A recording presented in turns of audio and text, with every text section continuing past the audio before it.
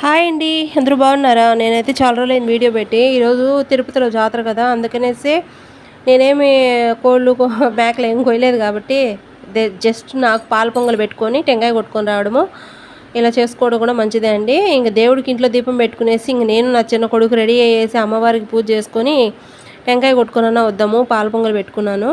ఇంక ఇంతేనండి. ఇప్పుడు మధ్యాహ్నం అంటే 11:30 అయింది అది టైము. అప్పటికే జనాలైతే అసలు ఇసుకేస్తే రాలడం లేదు. అసలు ఇక్కడ మగాళ్ళెవరో, ఆడాళ్ళెవరో తెలుసుకోలేము. ఎందుకంటే చాలామంది మగవాళ్ళు ఎక్కువ ఆడవేషం వేసుకొని వస్తారు. ఇక్కడ వేషధారణ అనేది చాలా ఎక్కువ. తాతయ్య గుంట గంగమ్మ జాతర అంటే మెయిన్ అదేనండి.